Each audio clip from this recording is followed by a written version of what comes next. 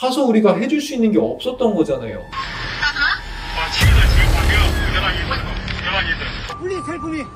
사실 SNS나 이런 걸 통해서 많이 알고 있긴 하지만 My name is 김민혁. 대체 누가 한 거냐? 라고 했을 때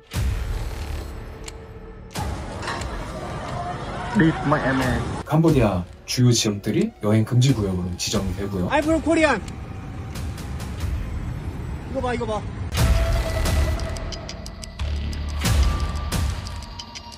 절대로 지금 모범지역, 위험지역에 나가지 않는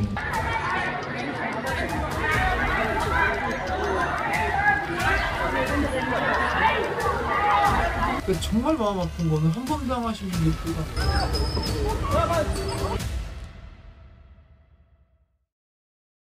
네, 안녕하세요. 오늘도 심과 함께 시간에 찾아주신 분들께 감사합니다. 최근에 이제 캄보디아에서 이제 한국인들이 송환되면서 여기에 대한 사람들의 관심도 많고 몇 달 전부터 이제 그것이 알고 싶다를 비롯한 여러 프로그램에서 캄보디아에 있는 이런 범죄 조직에 대한 것들이 계속 재조명이 됐었어요. 그래서 여기에 대한 얘기들을 오늘 준비해봤습니다. 근데 말씀드리기 전에 오늘 게스트 소개를 안 할 수 없잖아요. 네. 오늘 참여해주신 게스트 변호사님 자기소개 한번 부탁드리겠습니다. 네, 저 법무부인 심의 구독자 여러분 반갑습니다. 저는 법무부인 서울의 파트너 변호사 정진권이라고 합니다. 형사를 전문으로 하고 있어서 이렇게 심기덕 변호사님이 함께 얘기할 자리가 마련됐다고 하여서 이런 소중한 기회 감사히 받아들이게 되었고 여러분이 환영해 주셨으면 좋겠습니다. 감사합니다. 근데 이제 정진권 변호사님이란 이름도 물론 점점 더 유명해지고 있지만 다른 이름으로 훨씬 유명하신 분이죠. 저 되게 낯이 있기도 하고 평소에 저도 팬이어서 한 번쯤 진솔하게 얘기를 나눠보고 싶었었는데 방송 멘트로 한 번 더 소개 부탁드리겠습니다. 네, 저는 나는 솔로 23기 영호라는 이름으로 출연했던 출연자입니다. 네. 해야 할 일이 먼저고 하고 싶은 일은 다음이다. 88년생 변호사 영호라고 합니다. 이제 말씀 나오니까 제가 기억이 나는 게 사실 나가기 직전에 신기덕 변호사님한테 조언을 얻었었거든요. 그래 약간 방송 출연 경험 이런 거 하면은 이런 게 생긴다 뭐 들어가지고 민망한데 저도 제 앞가림하기 바쁜데 그래도 도움이 좀 되셨나요? 그때 많은 도움이 됐었습니다.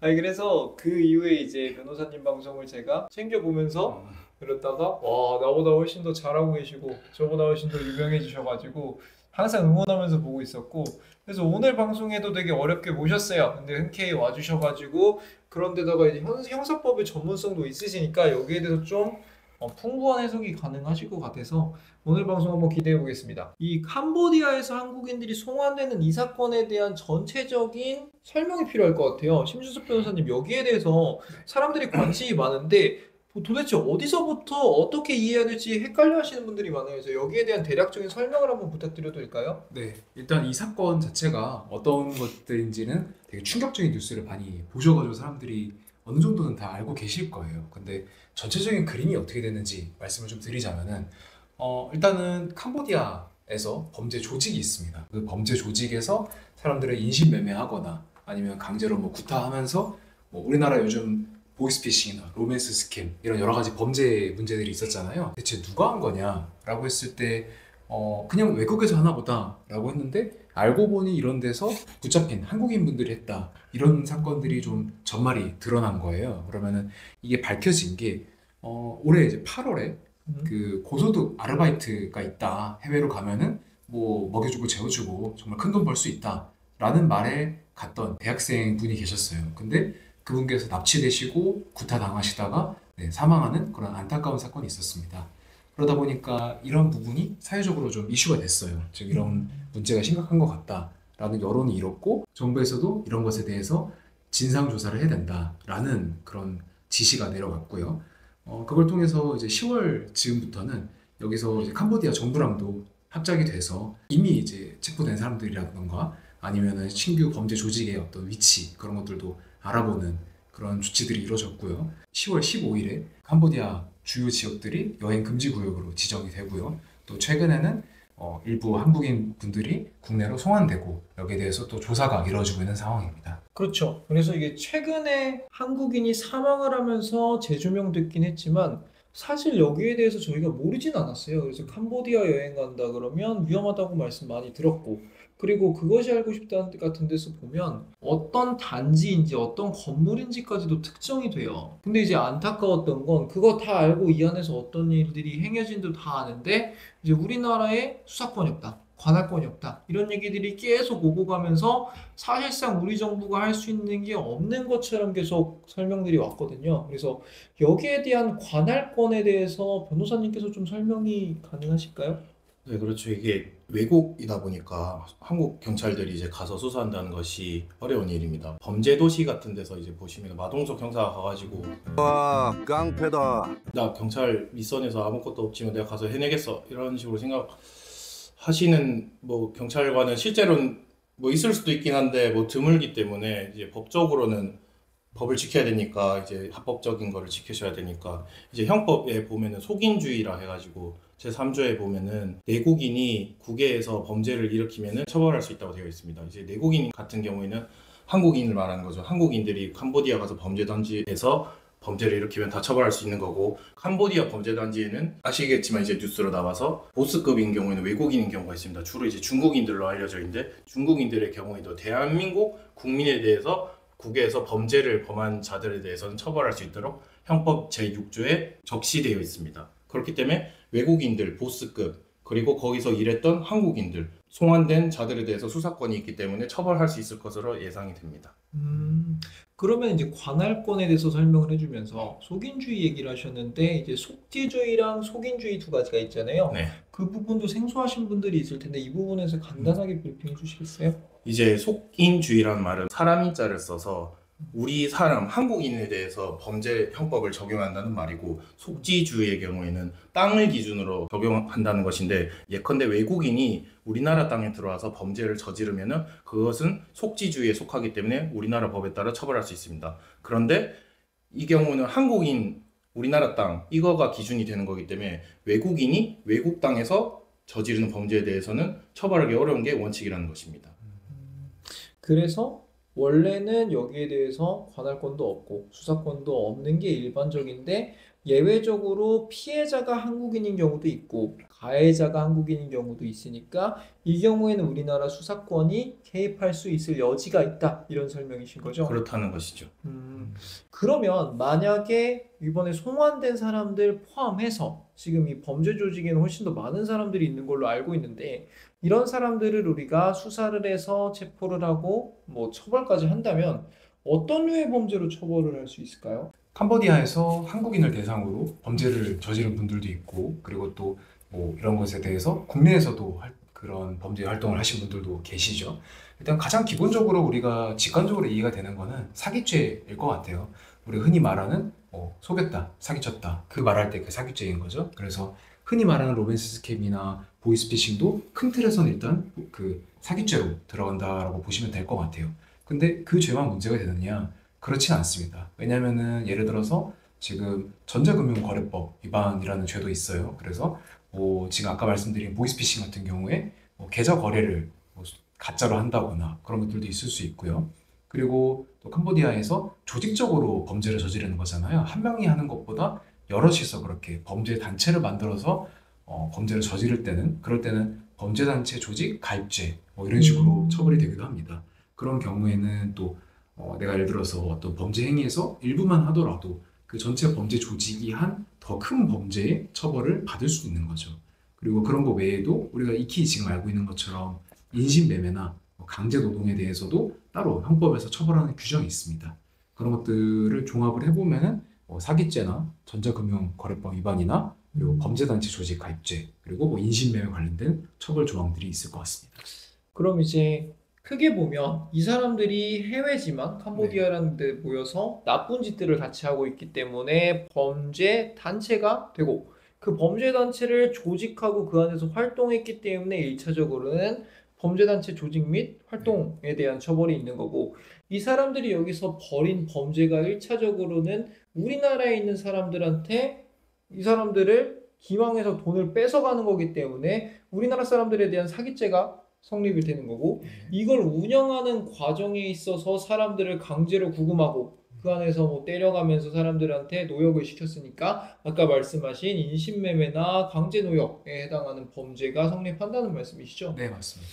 그러면 여기에 대해서는 되게, 그러니까 여러 가지 생각들이 있을 수 있는데요. 당연히 그 사기의 피해를 받은 사람들 입장에서는 얘네들은 다 범죄자인 거죠. 그거는 부인할 수가 없는데, 뭐 여기에 대한 다큐멘터리나 여기에 대한 자료들을 보다 보면 사기를 쳐서 이익을 받은 사람은 그 중에 소수고, 나머지는 그냥 거기에 감금돼서 일을 하고 있잖아요. 하고 싶지 않은 일을. 그런 사람들에 대해서는 조금 다른 법리적 시각이 있을 것 같은데, 여기에 대해서는 어떻게 생각하시나요? 거기 가서 일하시는 분들이 어떻게 보면 피해자일 수도 있는 측면이 있습니다. 물론 그분들은 가해자임이 명백할 수도 있지만 처음에 그분들도 가기 전에 거기 가서 일자리가 있다 이런 권유를 받고 속아서 간 다음에 거기서 여권을 뺏기고 감금을 당하고 보이스피싱 범죄에 가담하게 되는 거기 때문에 이런 거는 폭행 협박에 의한 강요라고 볼 수 있습니다. 우리 법에서는 이런 경우에는 강요된 행위라는 관련된 조항이 있어서 책임을 조각할 수 있도록 하고 있습니다. 책임이 조각되는 경우에는 처벌을 면할 수 있습니다. 그러니까 이 사람들이 내가 이 행동을 하면 상대방이 뭐 1,000만 원이 됐건 1억을 뭐 송금을 하고, 그럼 그 돈을 결국 잃어버릴 거는 알긴 했지만, 내가 이 상황에서 저항해서 난 그래서 못해라고 하기에는 내 상황이 지금 저항할 수 있는 상황이 아니잖아요. 그러니까 다른 사람들이 보기에는 이 사람 이 상황에서 이걸 저항하는 걸 기대할 수가 없다라고 얘기를 해서 책임이 없다고 보는 거죠. 그러니까 그렇죠. 범죄는 성립을 했는데 처벌은 할 수 없다는 개념이신 거죠? 그렇다는 것입니다. 그러면 여기에 대해서, 그러니까 어떤 사람들은 범죄자가 명확하고 어떤 사람은 범죄자이긴 한데 그 중에서 죄질이 조금 덜 나쁘고, 그래도 나쁜 거긴 하지만, 그리고 어떤 사람들은 아예 범죄자가 아니라 오히려 피해자일 수도 있는데, 여기에 대한 단계는 어떻게 나눠볼 수 있을까요? 일단 이 단계를 나누는 거는요, 뭐 법에 규정된 딱딱딱 정해진 그런 틀은 없어요. 근데 우리가 간단하게 좀 분류를 해서 생각을 해보면은 흔히 말하는 뭐 수계 있죠. 뭐 총체계라고 부르기도 합니다. 그래서 이 모든 일련의 것들을 다 계획하고 조직의 제일 뭐 위에 있는 뭐 대표급 이런 사람들이나 아니면 바로 밑에 있는 뭐 간부급 있잖아요. 이런 사람들 같은 경우에는 확실히 뭐 처벌을 면하기는 당연히 어렵겠죠. 그 사람들은 뭐 강제로 됐다기보다는 자기가 계획을 해서 이 모든 걸 관리한 사람이잖아요. 그래서 더욱더 가중 처벌을 받게 될 거로 생각이 됩니다.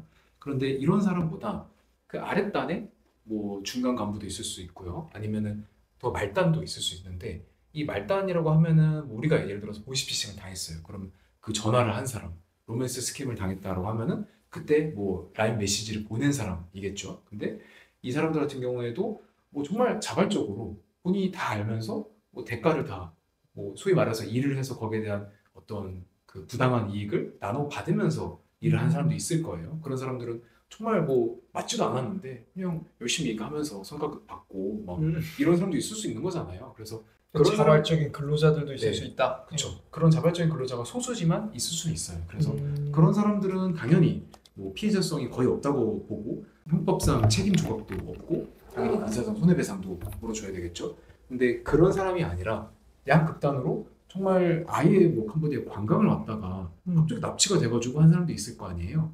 근데 이제 그런 사람들 같은 경우에도 뭐 로맨스 스킨 관련돼서 이제 뭐 스크립트를 받아가지고 했어요. 그래서 시키는 대로 어쩔 수 없이 뭐안 한다고 했다가 막 맞고 또 하고 이런 식으로 했으면은 그 사람은 아무래도 형법적으로는 아까 이제 정직원 변호사님 말씀하신 것처럼 책임이 조각될 가능성이 매우 높아 보입니다. 근데 이 중간에 있는 애매한 사람들이 많아요. 예를 들어서 처음에는 뭐 납치를 당했거나 아니면 고수익 알바 때문에 갔다가 뭐 이렇게 두드려 맞으면서 뭐 그렇게 억지로 하게 됐어요. 근데 하다가 뭐 이렇게 말하면 좀 그렇지만 막 적성에 맞는 거예요. 그래서 뭐 잘하는 거예요. 그래서 거기 내에서 인정을 받아서 너는 이제 안 때릴 테니까 너도 이제 성과급 줄 거니까 열심히 해봐 라고 해서 한 사람도 있을 수 있는 거고, 그쵸. 아니면 그냥 소극적으로만 계속 어쩔 수 없이 가담았는데 그래도 좀 이제 원래 받아 적은 스크립트보다 더 응용해가지고 열심히 하고 이런 사람들도 있을 수 있단 말이죠. 그래서 이런 부분에서는 형법상 책임이 어느 정도 조각되느냐, 면책되느냐 부분과 그리고 민사적으로는 얼마나 많이 물어줘야 되느냐 이런 것들이 좀 비율이 달라질 수가 있을 것 같습니다. 이제 변호사님이 방금 설명하신 거는 그 범죄 단지 조직 안에 있었다고 해서 모두 다 죄질이 똑같은 건 아니고, 심지어 어떤 사람은 피해자가 될 수도 있고 어떤 사람은 가해자가 될 수도 있고, 그 중에서 어떤 사람은 정말 뭐 총책 수괴가 될 수도 있는 건데, 최근에 뭐 다큐멘터리나 이런 유튜브 영상에서는 여기에 이 범죄 단체 때문에 피해를 얻은 사람에 대한 것보다는 이 안에서 일어나는 행동들이 워낙 더 자극적이니까 거기에 대한 게 많이 나왔거든요. 그래서 마치 여기에 있는 몇만 명의 사람들이 다 피해자인 것처럼 나오는데 사실은 그렇지 않다. 그리고 이 사람들의 뭐 신체적인 그런 안전만큼 중요한 게 또 우리나라 국민들의 재산이니까 그런 면에 있어서는 이 사람들이 어떻게 해서든 가해자에 포함될 수도 있다 이런 말씀이신 것 같고 그러면 지금 결국에는 그 여기 있는 사람들은 빨리 이제 여기서 풀려나가고 한국으로 송환되고 안전을 빨리 찾으시는 게 먼저인데 그렇다 그러면 이제 이분들에 의해서 피해를 봤던 한국의 보이스피싱, 로맨스 스캠, 그리고 리딩 방사기 이런 거의 피해자들 이 사람들에 대해서는 어떤 법리로 구제가 가능할까요? 평소에도 저에게 신기규 변호사님 이것 때문에 고민이 많다는 부분인데 이제 국내에서 피해를 입은 분들이 사실상 그동안 이거에 대해서 피해 회복을 하기가 매우 어려웠습니다. 왜냐하면은 범죄단체의 실체가 정확하지 않았고 외국인들이 주로 범죄를 저질렀다고 생각해 왔기 때문에 그리고 그 재산들이 외국으로 다 빼돌려져 있었기 때문에 이걸 어떻게 도대체 내가 잃은 돈을 얻을 수 있어야 되는가. 저에게도 신기덕 변호사님께서 항상 이거에 고민이 많아가지고 어떻게 할지 항상 생각해야 하고 있다. 근데 저희가 이제 원칙적으로 뭐 가압류 신청한다거나 아니면은 검찰이나 경찰 측에서 추적을 통해서 정확하게 재산을 찾아줘야 된다거나 뭐 이런 식으로 하는 수밖에 없었었는데 이번에 다행히 범죄단체 실체가 이렇게 드러나게 되고 그분들이 이제 피해자인 측면도 있지만 어쨌거나 원칙적으로는 가해자일 수밖에 없기 때문에 지금 송환돼서 돌아온 이 가해자들이 오히려 그동안에 국민들이 내국인들이 입었던 피해를 회복해 줄 수 있는 사람들이라고 저희는 보고 있습니다. 이 사람들이 아까 말씀하신 대로 중간책이 아니면은 그런 회색지되거나 말단에 있는 사람들은 책임 감경 내지 조각의 여지가 있기 때문에 형사적으로는 처벌을 안 받을 수도 있습니다. 그러나 이 사람들이 가해자인 것은 명백하기 때문에 말씀하셨다시피 죄는 분명히 성립하지만 책임을 면하는 것이기 때문에 그런 논리로 법정에서는 분명히 배상 책임이 있다고 판결이 나올 여지가 많습니다. 그럴 때 이 돌아온 자들에 대해서 피해자들이 배상해달라 청구를 한다면은 피해를 회복받을 가능성이 매우 높아진 상황입니다. 그러니까 제가 작년 재작년에 왜 자꾸 그러니까 고민을 토로했다고 말씀드리냐면 저도 리딩 방사기나 보이스피싱 피해자들에 대한 변호를 많이 했었거든요. 그럼 1차적으로 여기에 대해서 고소를 하는데 문제는 가해자가 전혀 특정이 안 되는 거야. 왜냐면은 무슨 팀장, 무슨 이사 이러는데 당연히 본명일 리가 없잖아요. 주소도 모르고. 그러면은 결국 내가 유일하게 특정할 수 있는 건 내가 송금을 한 그 계좌.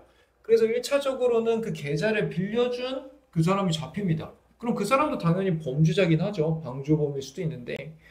그럼 이제 그 사람에 대한 처벌이 이루어지고 이 사람한테 대해서 이 통장을 가압류하고 여기다 손해배상을 받는데 보통 이런 사람들이 그냥 아르바이트로 몇만 원 받고 통장 빌려주는 사람이에요. 돈 많은 사람이 이런 알바를 왜 하겠냐고. 그러니까 이 사람 재산에서 내가 손해배상을 받아봤자 진짜 세 발에 피고 그러면 이걸 통해서 또 입금 내역을 해서 그 다음 사람으로 가져가는 과정인데 그게 굉장히 정말 긴 과정이고 그 과정에서 정말 많은 사람들이 처벌받았지만 피해액은 전혀 회복이 안 됐거든요. 근데 방금 이 사건으로 인해서 방금 설명해 주신 이런 것들로 인해서 그래도 조금은 총책에 가까운 사람들이 잡혀가고 있고 거기에는 분명히 은닉하고 있는 재산들도 충분히 있을 수 있기 때문에 우리나라 사기 피해자들도 경제적으로 구제를 받을 수 있는 상황들이 생겨날 수 있다.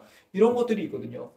근데 이제 제가 여기에 대해서 오늘 아침에 이제 신문 사설 같은 걸 보다 보니까 이런 문제들 그러니까 사실 여기서 답답한 건 뭐냐면 우리나라 국민들이 피해를 받고 있다는 것도 알고 있고 그 범죄 조직이 어디에 있는지도 알고 있고 그 안에서 얼마나 반인륜적인 일들이 자행되는지도 알고 있는데 가서 우리가 해줄 수 있는 게 없었던 거잖아요. 우리나라는 국방력도 세고 경제력도 센 나라인데 근데 그래서 이걸 어떻게 해결할 것이냐라는 얘기가 있는데 일단 우리나라 영토가 아니니까 이걸 외교적으로 해결해야 되는 사람도 있고 아니면 우리나라가 좀 더 강제력을 가져가서 사람들을 구해야 된다는 사람도 있고 오늘 아침 신문 사설에는 이제 국정원에게 해외 수사권을 줘야 된다 이런 얘기까지 나오고 정말 다양한 해결 방법들이 있는데 여기에 대해서 변호사님들의 생각이 좀 궁금해요. 일단은 지금 이 상황에서 사실 문제가 되고 있는 거는 또 캄보디아만 문제가 아니라는 점도 있습니다. 캄보디아에 주요 범죄 단체들이 있는데 우리가 지금 위치도 다 알고 뭐 특정이 됐잖아요. 근데 여기에 대해서 우리나라에서도 뭐 문제가 조명되고 인력을 투입하려고 하니까 뭐 비밀 작전을 수행할 수도 있겠죠. 예를 들어서 그런 걸 알고 또 거기 범죄자들 중에서도 총책급 그런 리더급들이 이미 그 옆 나라로 도망가서 또 새로운 단체를 차리고 그러고 있다라는 지금 얘기들이 이미 돌고 있어요. 그래서 이런 부분에서는 어떻게 보면 결국에는 국제 공조를 아주 강하게 받아야 되는 부분인 것 같아요.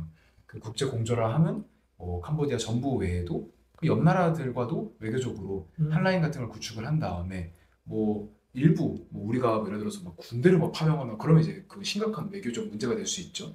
그래서 그런 건 아니더라도 경찰력이 일부 좀 특수부대라든가 뭐 그런 이제 수사를 할 수 있도록 좀 협조를 해달라. 뭐 이런 식으로 좀 하는 게 필요하지 않을까 싶습니다.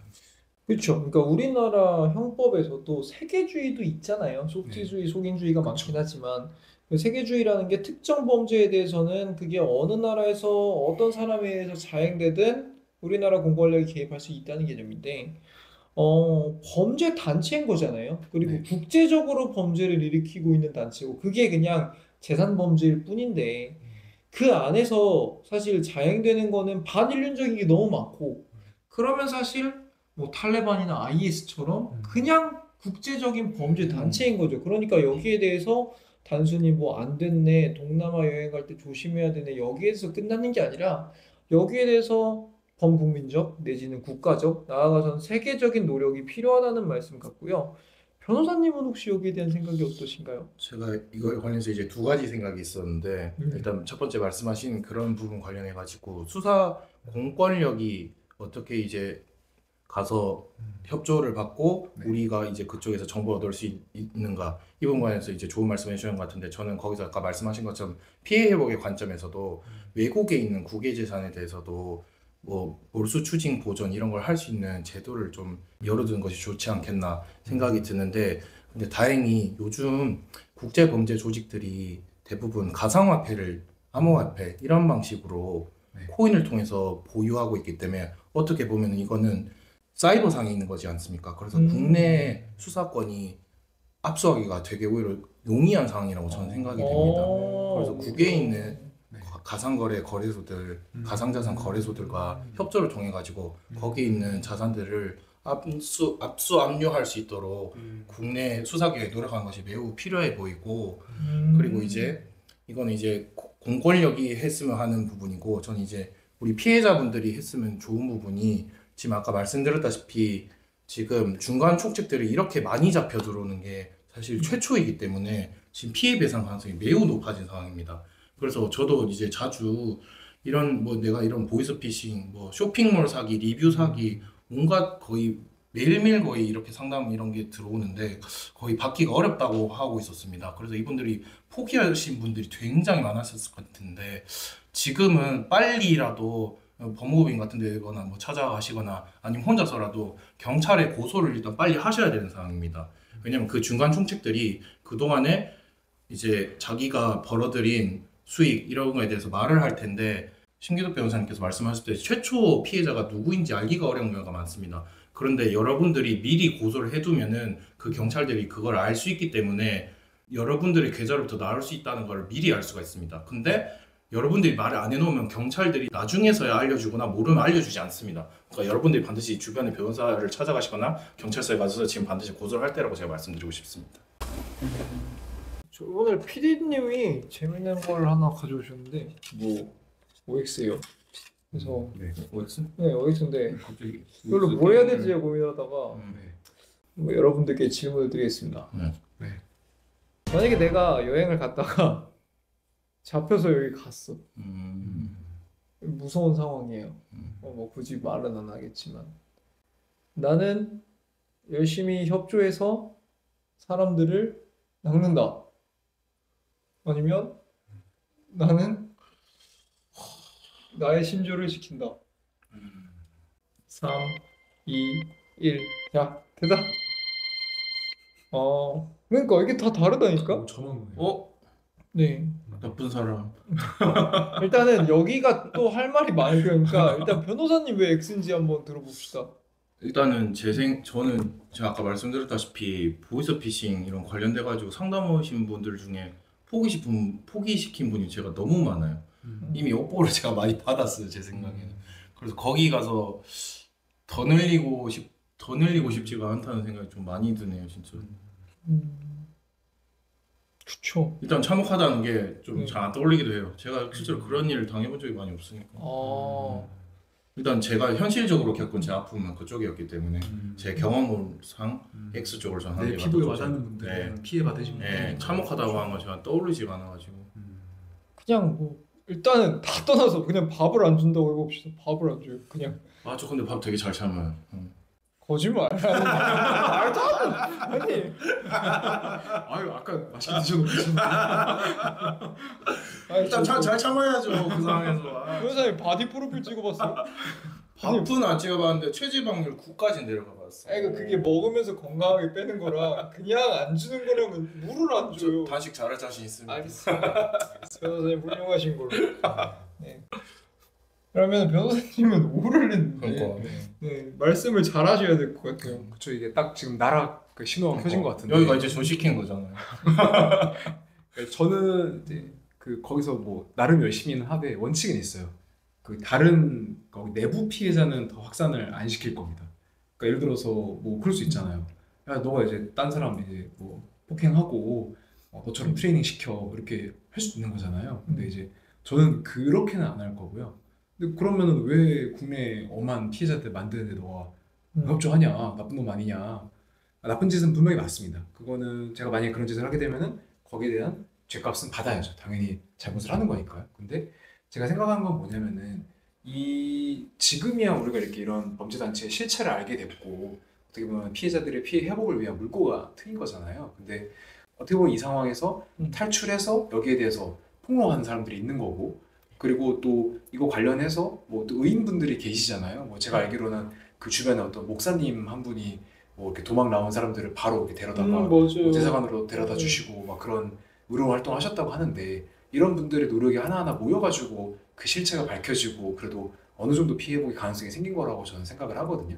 근데 그 상황에서 예를 들어서 제가 만약에 뭐 외부에서 도울 수 있으면 당연히 그렇게 하는 거지만 이미 안에 들어와서 뭐 폭행 당하고 또 이거 안 하면 그냥 그대로 죽일 거야 라고 한 상황이라면은 물론 제가 거기 협조하는 게 잘못한 건 맞지만 그렇게 어쨌든 하면서 계속 이 구조를 좀 보고 뭐 위치가 어딘지 뭐 좀 신뢰를 얻어가지고 핸드폰도 사용할 기회를 얻거나 그렇게 되면은 뭐 구조 신호를 외부에 보낼 수도 있는 거고 또 기회를 봐서 탈출해서 여기에 대해서 제가 최대한 자세히 말을 해서 뭐 국제 수사의 어떤 가능성을 만드는 거라도 좀 기여할 수 있으면은 그나마 어떤 제값을 씻어내는 방법이 아닐까라는 생각이 들어서 예, 그런 협조를 하겠다라고 생각을 했습니다.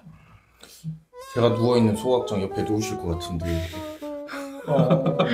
그렇죠. 아니 뭐 그게 걸리면 그쵸 이제 그러니까 걸린다는 선택항은 머릿속에 없는 건데 나는 이것도 의미 있는 거라고 봐. 그러니까 예를 들어서 누군가는 살아남아야 증언도 하고 누군가는 살아남아야 문제를 해결을 하는데 근데 저는 X를 한 이유가 살아남는 것만 생각해도 나는 X를 해야 살아남을 것 같고 이게 사실은 여기 살아남은 사람들이 일을 열심히 해서 살아남은 게 아니잖아요.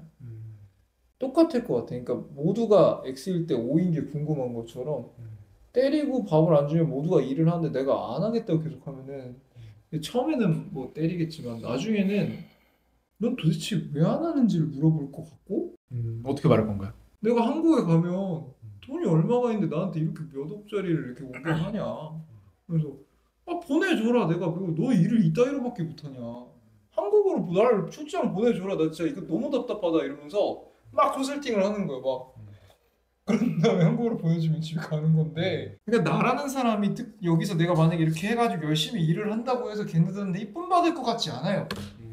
나라는 사람 그래도 뭔가 책을 잡혀서 졸라 맞을 거야. 그러면 나는 그냥 내 신조대로 안 한다. 이제 왜 안 하는지를 이제 물어보면은 그때는 나한테 살 기회가 있는 거지. 그래서 이제 돌아가면 이제 말하신 것처럼 똑같이 여기가 어떤 구조인지라고 이 문제들을 해결하는데 이제 내 삶을 투자하겠지. 얘네들이 나한테 준 상처가 크니까. 근데 저는 이제 여러모로 생각하더라도 X가 맞는 것 같고 물론 변호사님처럼 딱 그렇게 따뜻하고 정의를 사랑하는 그런 마음이 없는 건 아니에요. 그것도 당연히 머릿속에 기존 깔려 있는데 그게 아니라 이기적으로 내가 살려고 생각해도 나는 X가 맞다라고 생각합니다. 네, 일단은 뭐 여기에 대해서 그냥 우스갯소리로 얘기를 해본 거고요. 근데 뭐 다들 거기 잡혀갈 일은 없고 그렇더라도 이제 당연히 가서 범죄에 가담하시지는 않으시겠죠. 그러면 이제 여기에 대해서 조사 단계들이 있잖아요. 네. 1차적으로는 이 사람들이 그 나라에서 잡혔어.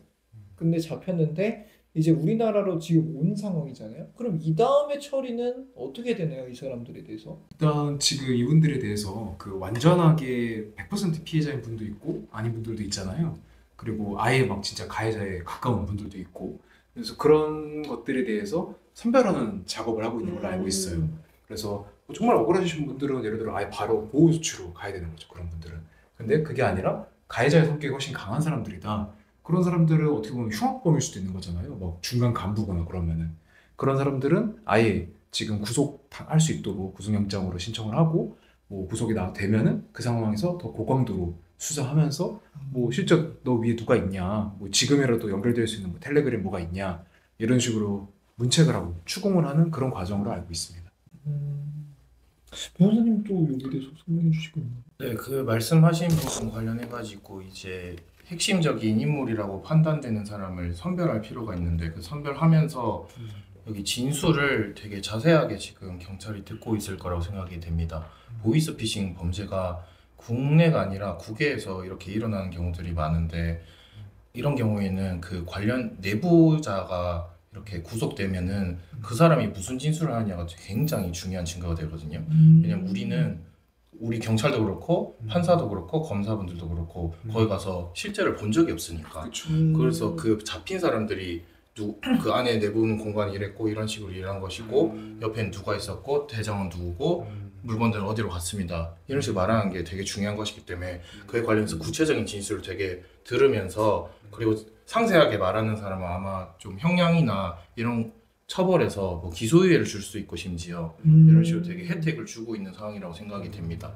그리고 이제 변호사님들도 다 아시겠지만 이제 경찰하고 검찰 이런 구속기간이 정해져 있지 않습니까? 그쵸. 이 구속기간이 생각보다 굉장히 짧기 때문에 그 안에 무조건 수사를 끝내야 됩니다. 그렇기 때문에 지금 매우 신속하게 많은 사람이 많은 수사관들이 투입돼서 일하고 있는 것으로 알고 있고 제가 알기로도 뉴스에 나오지 않은 지금 체포 작전도 되게 많다고 알고 있습니다. 지금 해결에 대한 문제가 크게 보면 두 개인 거잖아요. 이분들이 갇혀서 감금돼서 지금 이런 반인륜적인 행동을 당하고 있는 상황. 그리고 이분들이 이 안에서 어쨌든 자의적이든 타의적이든 했던 범죄 때문에 피해를 봤던 우리나라 안에 계시는 분들 두 사람들인데 여기에 대한 해결을 생각을 했을 때 지금 이제 우리나라로 오신 이분들만 가지고 해결이 된다고 보는 분은 아무도 없을 거예요. 이건 빙산의 일각이고 결국에는 이걸로 시작이어야 되는데 그러니까 여기서 꼬리 자르게 되는 게 아니라 이걸 통해서 이 범죄들에 대해서 대대적인 수사가 이루어져야 되고 그걸 통해서 대대적인 공권력의 개입이 이루어져야 되고 여기에 대한 획기적인 해결 방안이 있어서 감금돼 있는 사람들은 다시 신변의 안전을 확보해야 되고 이분들로 인해서 경제적인 피해를 보신 분들은 그 피해를 복구하셔야 되는 거잖아요. 그래서 이 부분에 대해서는 단순히 이 사건 하나만으로 볼 게 아니라 계속해서 국민들의 관심을 가져야 되고 계속돼서 국가기관이나 뭐 아니면 시민단체나 이런 데서 적극적인 활동을 해야 된다고 이제 두 분 다 생각하시는 것 같고요. 이번 사건을 계기로 우리들이 조심해야 될 것들이 있잖아요. 제가 아까 전에 말씀드렸다시피 지금 예방이 아니라 지금까지 입었던 피해자들 분들께도 피해를 회복받을 수 있는 되게 중요한 기회가 지금 열렸기 때문에 빨리 수사기관이나 근처 아시는 법무법인 법무심이나 심기도 변호사님 같은 분 찾아가지고 꼭 상담받고 고소에 들어가는 것이 지금 매우 필요한 단계라고 일단 생각이 들고 그리고 지금 아직 관련해서 뭐 취업 사기 이런 거 뭐 해외 좋은 기회가 있다 이런 식으로 해서 아직도 나가는 분이 있다고 그리고 인천공항에서 신랑이가 있다고 제가 뉴스를 최근에 봤었습니다. 네, 그래 이분들이 지금 나가면 제가 생각하기에는 더 위험한 상황이라 생각이 듭니다. 범죄단체 조직들 그런 지역 실체가 어느 정도 드러났기 때문에 여기서 대대적으로 이동하고 있기 때문에 더 은폐 은닉이 철저하여서 혹시 지금이라도 간다면 정말로 돌아오기 힘든 강을 건널 수도 있기 때문에 이런 분들이 절대로 지금 우범 지역, 위험 지역에 나가지 않도록 하시길 바라고 있습니다. 더 많이 알려져야겠네요. 지금도 사실 SNS나 이런 걸 통해서 많이 알고 있긴 하지만 SNS 안 하시는 분들도 있고 이렇게 급하게 돈이 필요하시는 분들이 뭐 다른 거에 관심을 가질 시간이 없으실 수도 있으니까 여기에 대해서는 계속 TV 방송에도 있어야 되고 공항에도 계속 여기에 대한 뭐 경고 문구나 이런 것들이 있어야 될 것 같은데 변호사님은 끝으로 여기 첨언하고 싶으신 얘기 있으신가요? 일단은 뭐 중요한 얘기들은 다 말씀들 해주셨는데요. 제가 좀 덧붙이고 싶은 거는 좀 그런 게 있습니다. 우리가 뭐 보이스피싱이나 로인스 스캠이나 리딩방 사기 이런 피해자분들에 대해서 어떻게 보면은 약간의 편견을 가진 분들도 좀 있었던 것 같아요. 왜냐면은 우리가 어떤 SNS나 뭐 인터넷에서도 뭔가 그런 사기를 하는 사람들이 뭐 어눌하게 뭐 예전에는 뭔가 외국인들이 네. 하면서 이렇게 되게 누가 봐도 뭐 이걸 왜 속냐 이런 느낌의 얘기들이 많이 있었고 요즘에도 뭐 그런 피해를 당한 사람이 뭐 본인이 욕심이 많았으니까 뭐 속은 거 아니겠느냐 이런 식으로 좀 말씀들을 하시는 분들이 있었어요. 근데 실제로 저희가 상담을 진행해 보면은 뭐 되게 좀 절박한 상황이 있다 보니까 그런 것들을 좀 캐치하기 어려웠던 경우들도 있었고 아까 이제 말씀드린 것처럼 원래는 그 전에는 아예 외국인들이 번역기 쓰면서 하다가 한국인 분들이 뭐 경위를 떠나서 어찌됐든 이 범죄 반강제로라도 가담을 하면서 진행된 것들이 있잖아요. 그래서 이런 한국인 분들이 어떻게 보면은 더 잘할 수가 있잖아요. 능수능란하게. 그러다 보니까 그 범죄 수법도 고도화돼서 어쩔 수 없이 좀 속게 되는 부분도 있단 말이죠. 그래서 이런 부분들에서 피해자분들이 정말 억울하고 이런 피해 회복을 위해서 우리 사회가 많이 좀 기여를 했으면 좋겠다. 이런 식으로 인식이 좀 많이 바뀌는 계기가 됐으면 좋겠습니다.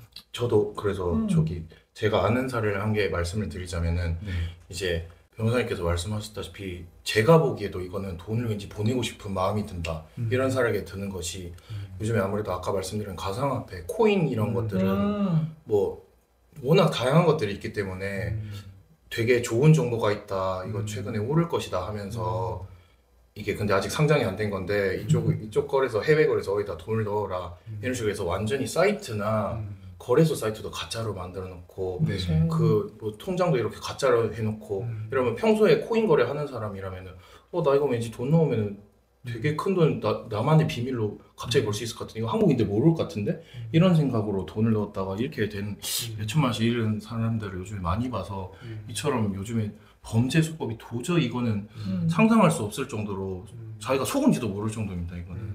그러니까 이게 너무 마음이 아픈 게 특히 리딩 방사기 같은 경우는 사기당한 거거든요. 그쵸.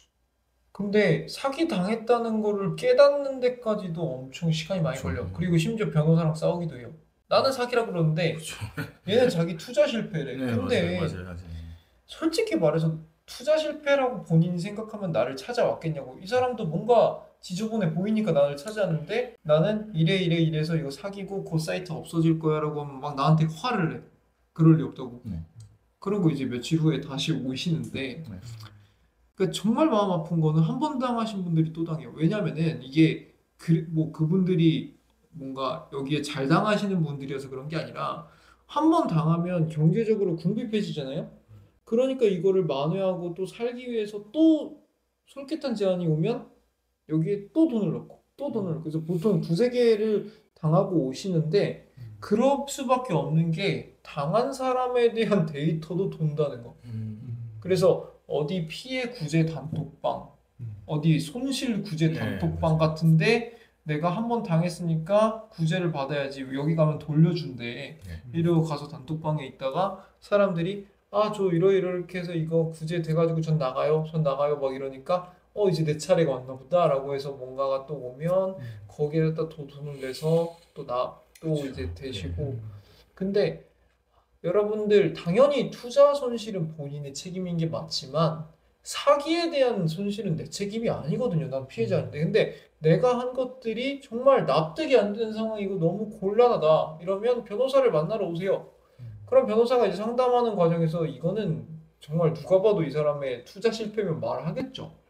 이거는 좀 더 알아보고 사셨어요. 근데 그게 아닌 대부분의 것들은 사기당하신 게 맞고 빨리 대응하실수록 좋고 아까 뭐 범죄단체들이 이동하고 있다고 하는데 그거보다 더 먼저 이동하는 게 돈의 흐름이잖아요. 그러니까 이런 것들이 이동하고 숨겨지고 숨기 전에 빨리 내 피해 상황을 전문가의 상담을 받으셔야 그분의 일부분이라도 뭐 운이 좋으면 전부 다일 수도 있고요. 구제를 받으실 수 있죠. 그래서 오늘 결국에 조금 무시무시한 캄보디아 여기에 감금 호로 얘기를 좀 하다가 결국엔 우리가 실생활에서 만났던 이분들로 인해서 피해를 겪으셨던 분들 얘기를 좀 마무리를 했는데 여기에 대해서 법률 해석이 이렇게 다양할 수가 있구나, 그리고 이런 것들이 나의 실생활이랑은 이렇게 연관될 수 있구나, 이런 생각을 할 수 있었던 것 같고요. 네, 오늘 설명해 주신 정진권 변호사님이랑 심재팬트 감사하고, 그리고 저희는 다음에는 좀 더 유익하고 재밌는 주제로 찾아뵙겠습니다. 네, 오늘 방송 마치겠습니다. 감사합니다. 감사합니다.